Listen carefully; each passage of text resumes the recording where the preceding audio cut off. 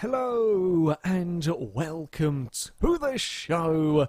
We are here on Forza Horizon 3 for another Hot Wheels showdown.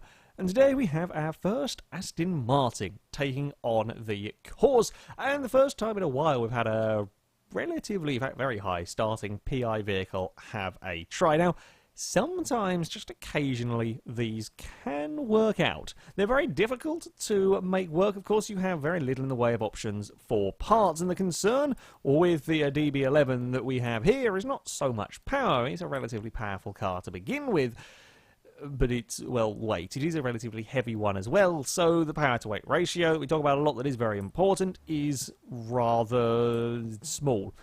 Rather small indeed. While it does start off in S1 class, we can of course fit the mandatory race tyres. I mean, tyre widths are probably going to be fairly decent. 285s at the front, which are nice, and 325s at the rear, which are also very nice indeed. We will be grabbing the Forza Aero parts. I want the downforce, I want the grip, all of the grip that I can get, quite frankly. And then we have the difficult choices. I'm probably going to want brakes. It's a fairly sensible. It doesn't up the PI too much, but it's always a worthwhile thing to have. Likewise, 1 PI, I'll go with the race suspension. We will grab the anti-roll bars as well, and we'll grab the roll cage. While it is a modern chassis, any chassis rigidity extra you can get is good in my book, especially when we're going for what is a pretty handling circuit. Now, our options are... We can squeeze on the full weight reduction. We can squeeze on the full weight reduction, and that will still keep it in S1 class, gives us 600 horsepower around. We might be able to squeeze a little bit more to 3,300 pounds. Or we can just throw power at it, but be heavy. There is a middle ground in there somewhere as well, although the middle ground doesn't really seem to be a huge weight loss for this car. I do have to make sure, though, to get an adjustable gearbox, just in case the gear ratios don't work. I wouldn't actually expect it to be a problem with this. It's probably got 8 gears, and the last 2 would never normally be used. But for the for the sake of this, we will get the thing. So for pretty much the same PI gain, it might always be exactly the same PI gain. We can have 168 horsepower, or we can have 800 pounds taken out of the car. You know, I think I'm going to go for the weight reduction. I think the advantage we will gain through the corners, that's where the weight reduction is going to help us. It's going to be through the corners. The car will be able to change direction better. It'll be able to slow down better. It'll be able to accelerate better. Likewise, the power will be able to help the car accelerate better, but the power isn't going to help it with the corners. Might be able to help it with a little bit of top speed, but I think we're better off going with the weight reduction on this car. I think that is a better route to go. We might be able to sneak on a power part. Yeah, we can sneak on a power part and get a little bit more weight reduction on the go while we're there. It's only 11 horsepower, but it's almost 100 pounds in terms of weight coming off, and that's not too bad.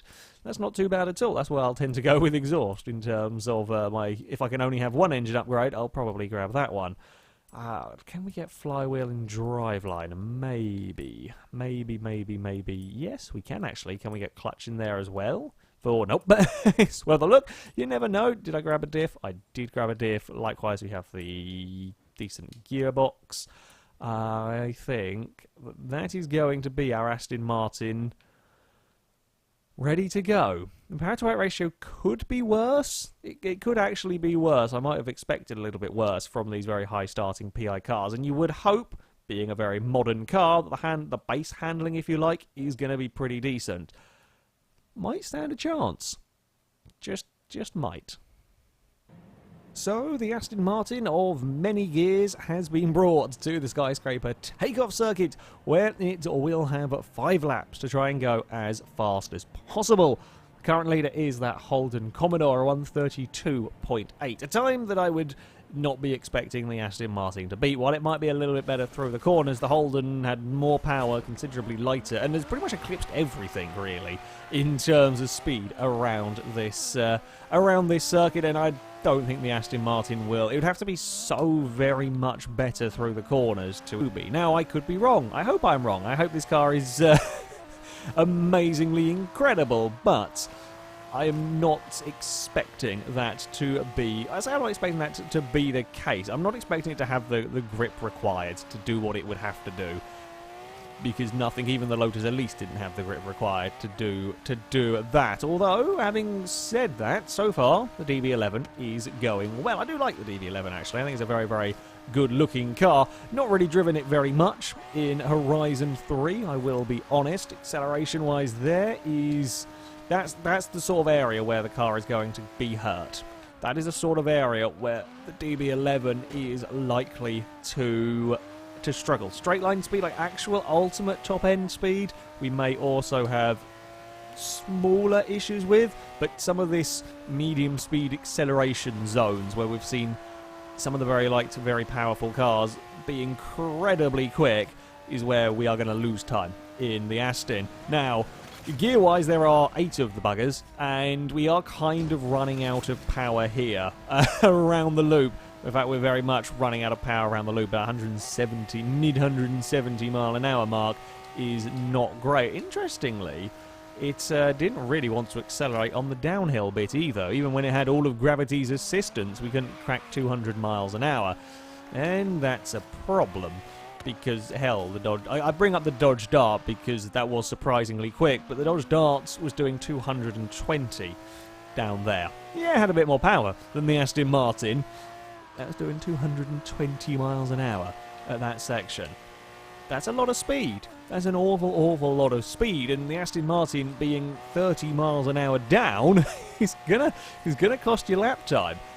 Can you make up that lap time enough elsewhere? Well, it's certainly very quick through Sector 1. Certainly very quick through the first sector. It's actually pretty quick, I reckon, through the split bit. It's carrying that 140. Well, I didn't because I was a little bit cowardly under brakes. I feel like it could. It might even be the fastest car we've ever had on that exit of the split section. I think it can probably do more than 143. But after that is where we start hurting, and it's how much time we lose here. Can I minimise the time lost through these sections? It's got great speed. It's not going to be flat out there. I don't think anything ever will be, but it has got very good speed there. Then the hurting begins. It begins quite catastrophically. We've got a little bit of a wiggle on our way across there, up to 201 miles an hour once more. Oh, that's one of the slower cars. That's one of the slower cars. I don't think it's quite as bad as the Lotus. In fact, both Lotuses weren't massively quick, but it's the acceleration afterwards even that's the almost bigger problem from this car. It's a 34.8 though on its first flying lap. That is a very good lap time. 34.8 is a good lap time. I say it's a couple of seconds down on the Holden, almost exactly, but there's a lot of cars slower than a 34.8, so it's a good start, and we may well be able to find some more time. Probably not on this lap, though. That wasn't a particularly great first sector by me. I have to have a little bit of a... I was trying to be braver, carry that more speed up the hill, and didn't really quite work out. Now, can we be flat? No, not if we drive like a moron.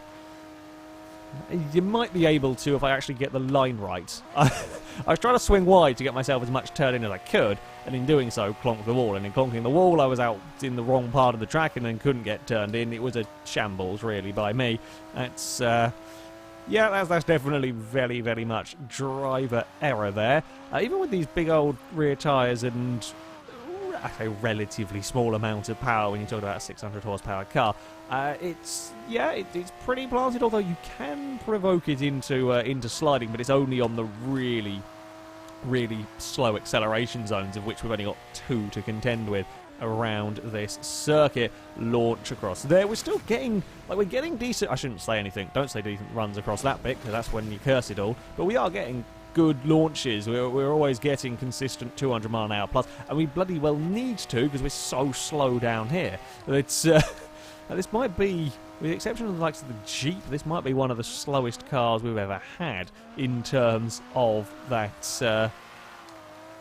In terms of that straight line speed. I'm trying to think what else has been stuck sub 100 mile, or sub 200 mile an hour. Sorry, sub 100 mile an hour would be real danger zone. It would be useless, basically. But yeah, stuck at that sub 200 mile an hour mark. Not many cars have struggled to get past that point. I'm kind of surprised. Yeah, it's not massively powerful, but I would have thought this car would have been able to accelerate itself up towards, a decent sort of speed there. Still not such a nasty corner to get right. The differences between getting that corner right and smacking the wall are so fine. Just a couple of miles an hour makes such a huge difference down there that it is easy to get into trouble. That was only 160 miles an hour on the old acceleration front, but again, I think we can, while we will lose time in terms of that straight, we can potentially make some up. We get out of the corner very well, we get changed direction very well. The brakes are good as well at slowing it down. We maintain great speed, a little bit higher line around there, but we maintain some good speed. And then it all goes a little bit wrong. Thankfully, at least the boost pads are still getting us up to the 200 miles an hour needed. And we're off. Bye-bye, Aston. Crap.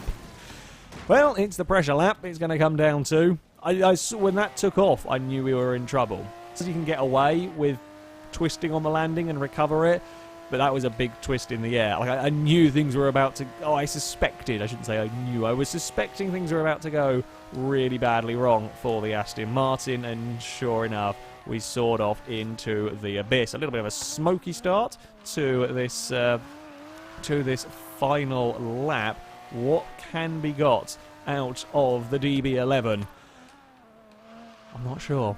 I'm not sure big advances in time are going to happen. It is lovely through turn 1. That was flat out all the way through that corner as we go up the hill towards, or through a turn 4, I should say. Did have to have a little lift, did have to have a downshift through that part, but nothing unusual really. Very, very few cars are capable of being flat out. We were quicker that time around. I don't think we've quite got the 143 miles an hour at the apex, but we're still going quickly there. We're still carrying a lot more speed than a large number of cars.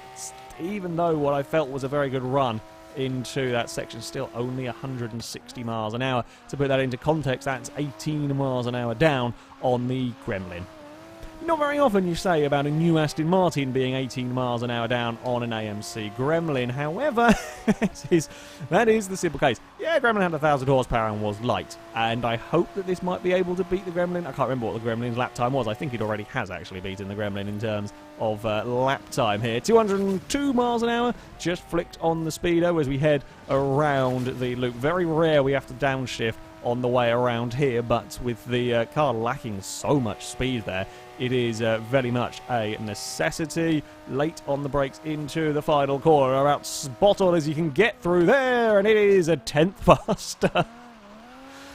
That felt like a bloody good lap as well. That felt like a really good lap from the Aston Martin, and it's going to be a 34.7. I don't think I can get much more out of the car. For 3/4 of the lap, this is a very, very competitive vehicle. And then we get to that final loop, and it just can't do it. It can't carry speed around the loop, and it doesn't even pick up speed after the loop. I don't quite know why even. It feels like it's hitting an aero limit. It feels like the drag from the car is so much that we can't physically accelerate anymore. I've seen that with the classic cars. I would not have expected it. Yeah, okay, I'll put Forza Aero on the vehicle. That will give it some drag, but it shouldn't give it that much. But there we go. That's what I'm seeing happening with the vehicle. Yeah, it's a little bit peculiar. That final section really does kill the car in terms of lap time. I think we easily lose half a second, if not a second, around that final loop. Either way, the 134.7 will put the Aston Martin into another bloody tie. What is going on with this series? It's another tie. It is a joint 16th place with the Mitsubishi Eclipse. I think the Eclipse led this series at one point, so it's not a bad lap time at all. It goes faster than the NSX, the Fairlady Z, the Civic Type R. It does beat the AMC Gremlin because that was a mid-35, so we are better than the crazy AMC. Loses out though to the CTSV, the Charger Daytona, the likes of the Renault 5 Turbo, the Lamborghini Yalpa. As I said, cornering-wise, brilliant, lovely car to drive. Carries so much speed through turn 3, turn 4. Honestly, it must be losing half a second to a second in that final sector.